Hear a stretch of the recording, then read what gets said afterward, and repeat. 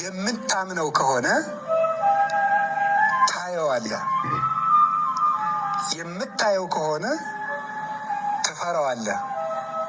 የምትፈራው ከሆነ ታከብረዋለህ። የምታከብረው ከሆነ ራስህን ትገዛለህ። ራስህን ከገዛ ትዕግስት ይኖርሃል። ትዕግስት ካለ ፍቅር ያንተ ትሆናለች።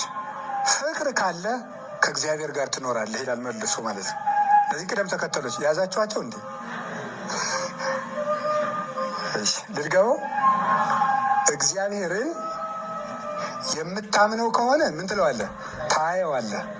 የምታየው ከሆነ ትፈራዋለህ። የምትፈራው ከሆነ ታከብረዋለህ።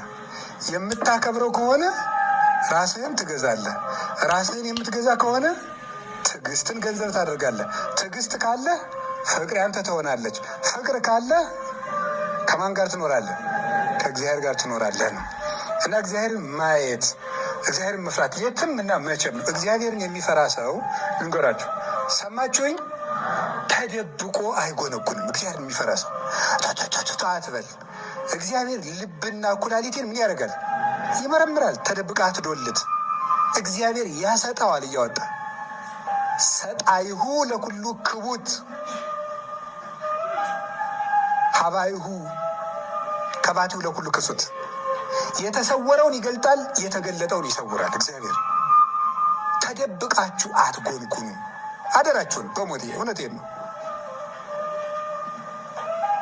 ጠቢብ ውእቱ ዘያረስ ምክረ መካርያን ተባ ውእቱ ዘያደቅቅ መዝራዕተ ኃያላን።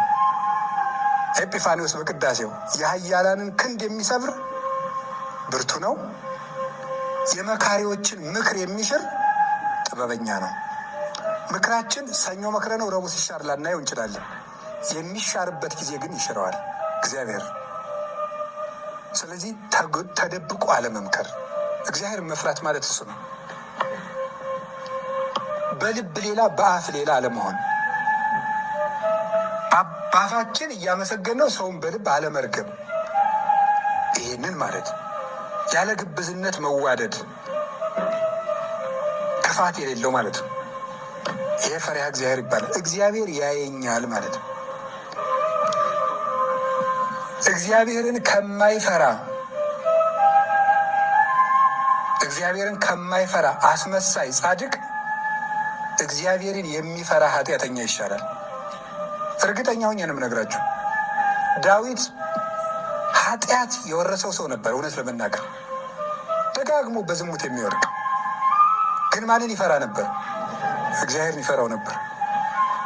ወዲያው ኃጢአት ሰርቶ ጨንገር እንዳነሱበት ብላቴና አይኑ ብክን ብክን ብሎ ያለቅስ ነበር። እግዚአብሔርን ይፈራው ነበር። አንዳንድ ሰዎች ግን ተጠንቅቀው ነዋሪዎች ናቸው። ልባቸው ግን ከአንበሳ ይልቅ ይመራል። ደንዳና ነው። ከአንደበታቸው የሚወጣው ቃል ድንግጥ ያደርገኛል። እኔ እገሌ ሞተ ሲባል አሽሮታል እንኳን ደፋው ሲል ልቤ ስንጥቅ ይላል። እውነቴን የምነግራቸው አይባልም እንደዚህ። ምን አባቱን ጆሮውን ቢለው ኑሮ ይላል። ነውር ነው። እንደዚህ ያለ የአውሬ ልብ ነው። በፍጹም በጠላትህ ሞት ደስ አይበልህ፣ ቀን የሚያመጣውን አታውቅምና። ሰሎሞን እንደዚህ ያለ በጠላት ሞት እንኳን አትደሰት፣ ቀን ጥሎ አንተም ትሞታለህ። ልበ ደንዳና አለመሆን፣ እግዚአብሔርን መፍራት ማለት እንዲሁ ትልቅ ነገር እንኳን አለመናገር ነው። ትልቅ ነገር ልብ አፍን ይገልጣል። ከልብ ሞልቶ የተረፈውን አፍ ይናገራል ጌታ ማቴዎስ 15 ላይ እስመ እምተረፈ ልብ ይነብብ አፍ። ከልብ ሞልቶ የተረፈውን ማን ይናገረዋል? አፍ ይናገረዋል። አፋችን የልባችን ማሳያ ነው እና ጨካኝ ልብ አይኖራችሁ። እውነቴን ነው። ከቃሉ ጋር ናችሁ። እንዲሁ ክርስትና ድራማ አይደለም። እንደምታውቁት ድራማ ተውኖ ሲወርዱ ሌላ መሆን እንደዚህ አይደለም። እግዚአብሔርን